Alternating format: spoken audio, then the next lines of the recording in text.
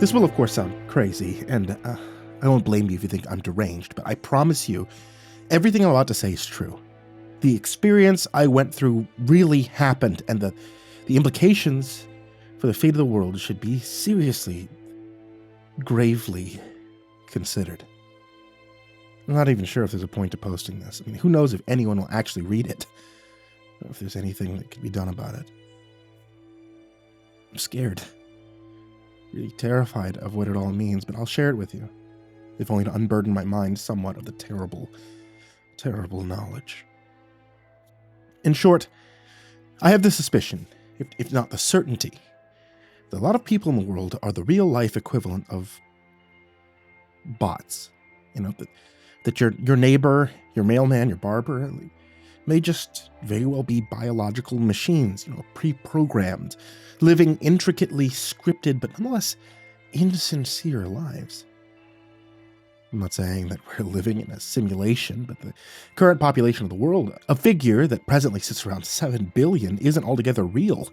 The number isn't entirely accurate to the amount of living, breathing, earnestly alive members of the human race.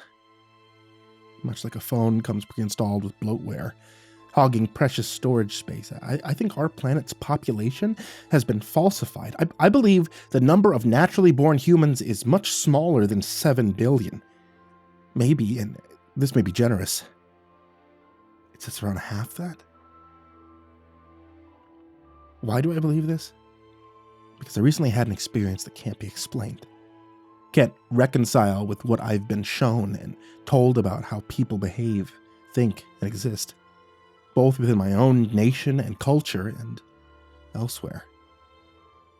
Earlier today, while waiting in line for coffee at a shop not far from my apartment, I happened to see a fairly attractive and smartly dressed person walking through the shop's front door.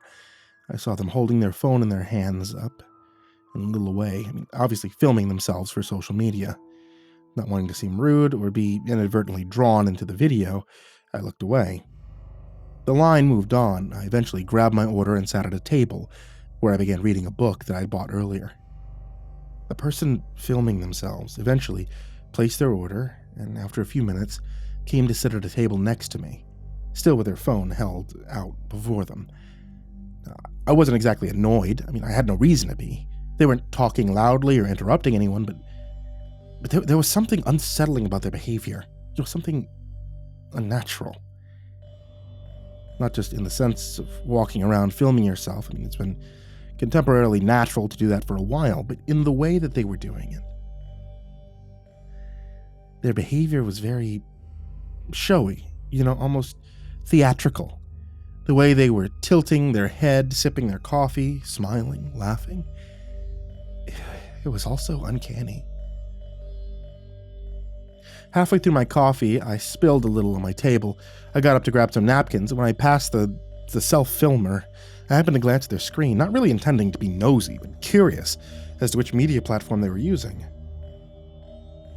Now, what shocked me, what made me pause mid-stride and mentally skip a beat was their screen. It was what wasn't on it. The screen was black. There wasn't an image, lines of text, or icons of any kind. The whole time, for at least 10 minutes, they've been broadcasting to no one. And even as I gained my composure and walked past their table in clear view of them, they were still behaving as if there was an audience, or some stream to which the video was being fed. I sat down, perplexed and unsettled, though if you asked me at the time, I wouldn't have been able to say why.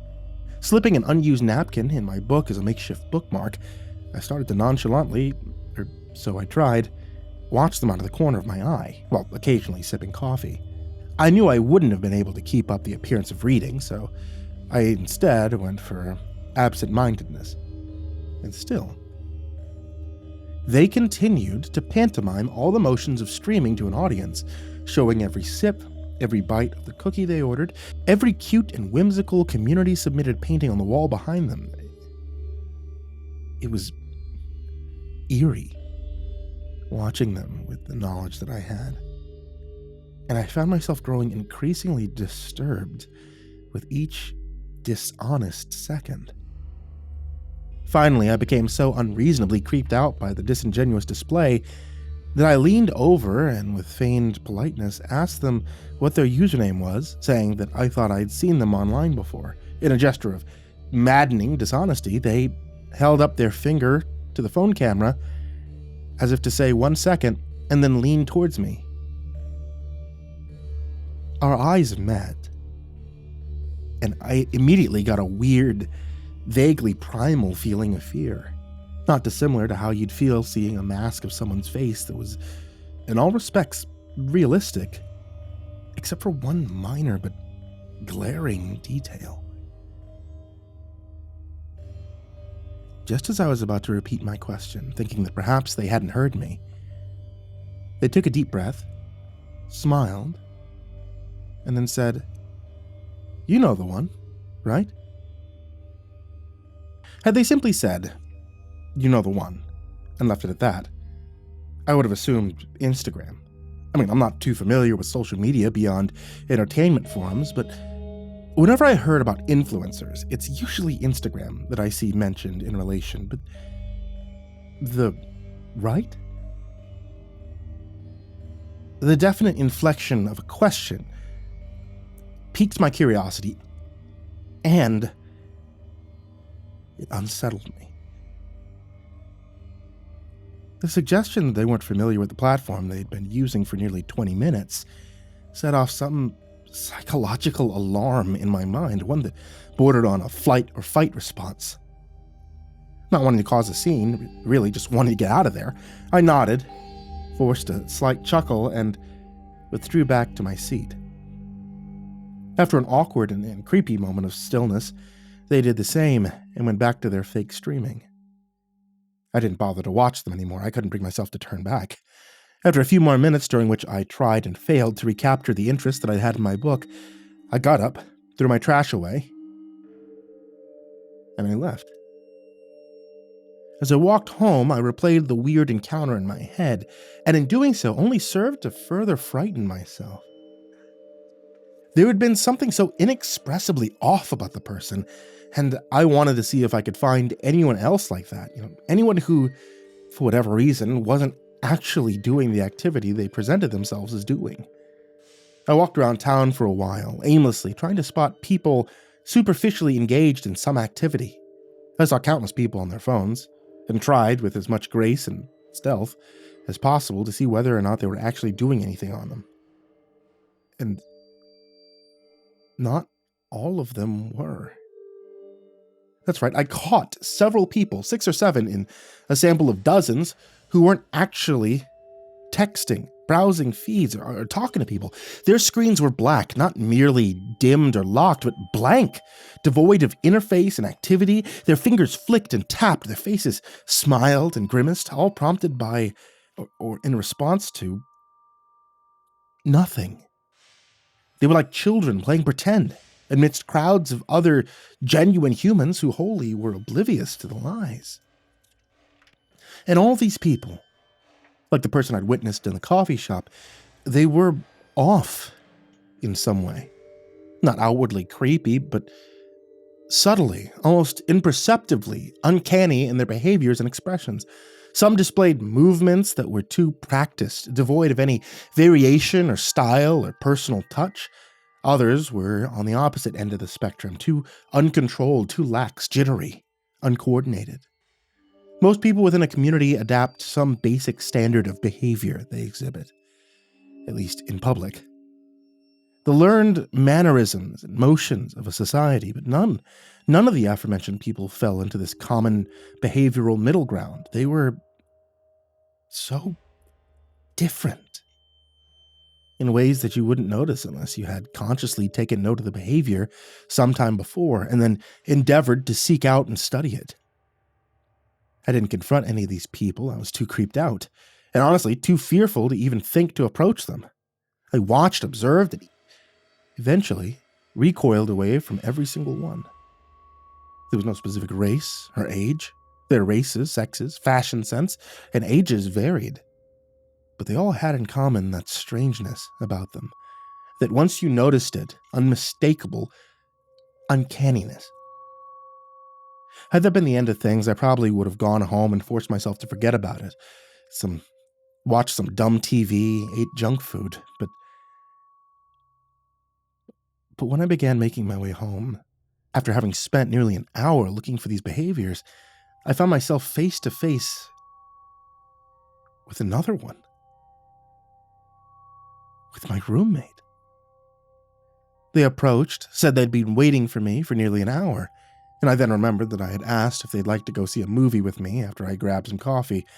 In my odd experience and subsequent amateur investigation, I'd forgotten all about the plan. I apologized. I gave the admittedly lame excuse that the coffee shop had been out of milk, even though I got my coffee black.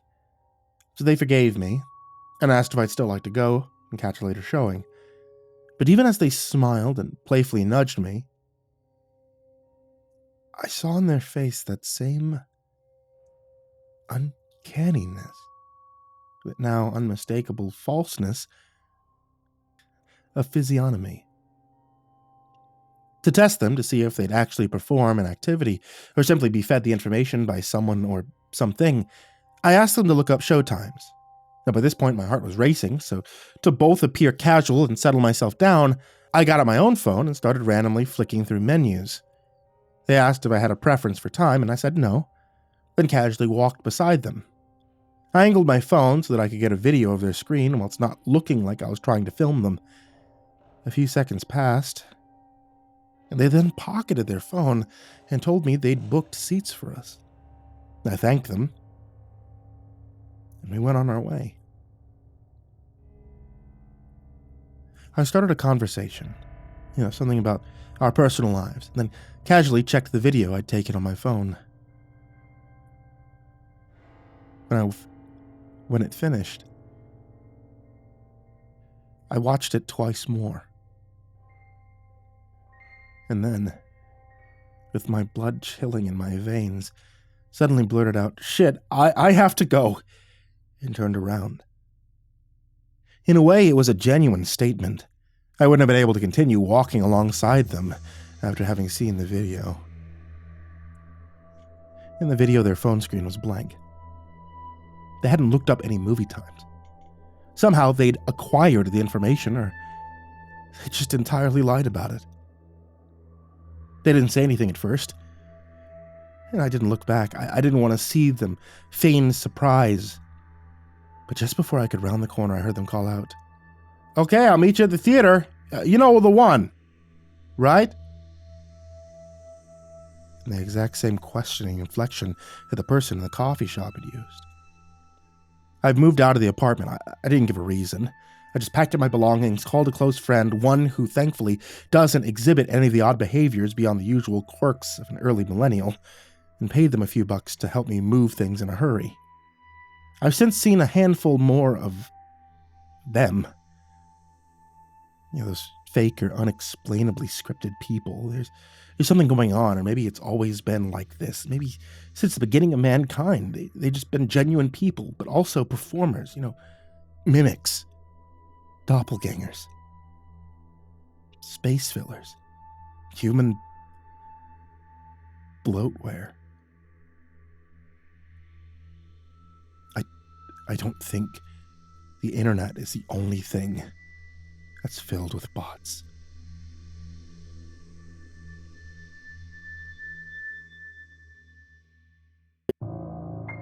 For those of you guys that like getting cozy while listening to stories, I'm going to let you know about Etsy.com/shop/ivorymonocletea. That's my wife's tea shop. She sells hand-blended teas. There's creepypasta-based teas if you want to get one that's a flavor that you like, or there's MrCreepyPasta tea, which happens to be a tea that I drink fairly often. Some other ones I really suggest: the Gashel Greens, which is also one that I drink, and the Hibiscus, which has helped me out a lot with my high blood pressure. If you guys also like if you want to see the Hibiscus tea, I think it's also called the Jeff the Killer tea. So, goddamn, Jeff is constantly in my life and there's no escaping him. Once again, that's Etsy.com/shop/ivorymonocletea. A big thank you to Jordan Alexander Sanchez, Jakob Fenske, Stephanie Butler, Jordan Humble, Chance Burnett, Diana Kraus, BrimstonePandemonium, Caltuna, William Wellington, Emma, Brenna LaQueda Canizales, Smiley the Psychotic, Dante Kinkade, SimbasBloodyMojo, Mephistopheles, CursepoxPrimarch, Bastion Beefcake, M, Jesus Cornejo, Yarghoul, Clownible, Amber Clark, Jay Kierns, Dakota Lane Whetstone, Himbo Jerry, Crusader Chocobo, Adamarius, Estabine, Nate Cull, Our Minsect Time, Xylobones, Angelus, Seclude, Salty Surprise, Lebeda Galvin, That Creepy Chick, Red Shadow Cat, Turtleman, Carolinian, Mr. Marcus Blitz, Ika Limchalk, Dirty Diver 030, Matt Bach, Voice of Sand, Pikeamel, Melted Lake, Tali Sue, William King, Darth Miver, Sashi Suzaku, Coconut 509, Stricket, Freddy Krueger, Lisa Cottrell, Hades Nephew, Acid System, Mog, Kiwi the Sloth, Fester's Lampshade, Nico Kyle, The Ginger Bros, Aaron Stormcrow, Daniel Polson, and Corey Kenshin. To all of you guys, I cannot thank you enough. Thank you for being a huge support to me. Thank you to everybody who's in the description down below, and thank you to everyone who can even support $1 just on Patreon to help keep the content coming.